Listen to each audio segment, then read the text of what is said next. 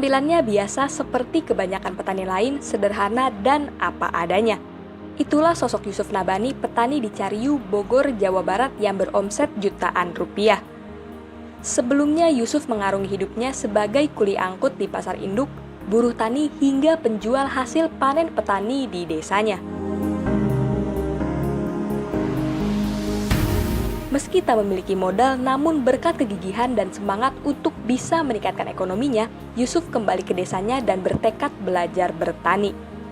Ia pun belajar dari seorang guru SMP di desanya. Saya nganggur emang di kampung, hidup di kampung ya, buru-buru nyangkul. Sampai 2 minggu saya bulan Ramadan yang nyuruh ngegarpu, ini pada benjol nggak pernah bayar. Banyak pohon kelapanya saya ambil 1 roda. Karena menutupi kebutuhan saya. Di situ merintis saya. Wah, kepikiran kalau saya ada lahan, kapan saya mau nanam praktek sendiri. Saya 2000 meter habis benih 5 amplop. Belum dikalengin. Lagi 77. Dapatnya cuma sekintal setengah. Dari lahan sewa seluas 6.000 meter persegi, Yusuf atau Ucup bisa memanen 12 ton kacang panjang dalam semusim atau 3 bulan dengan biaya produksi tidak lebih dari 12 juta rupiah. Belum lagi dengan komoditas lain seperti paria, timun, dan oyong yang dibudidayakan di lahan miliknya sendiri seluas 3.000 meter persegi. Per 1.000 meter modal awal kurang lebih 2 juta. Kalau pendapatan untuk 1.000 meter 2 ton, standar harga pemasaran dari awal sampai akhir harganya lagi bagus, kira-kira kelebihan atau berikut modal itu kelebihannya sekitar 15-10 juta.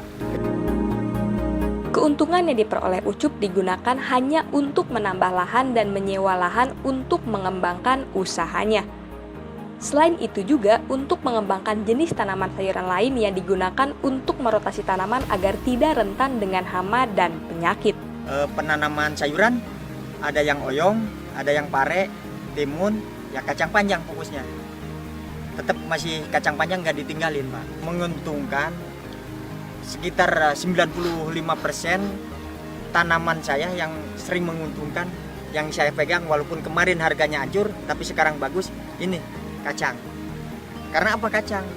Kalau kacang umurnya lama, pemupukan sedikit, hasilnya alhamdulillah. Ketekunan dan kegigihannya dalam menjalankan usaha telah menjadi pembuka keberhasilannya sebagai petani.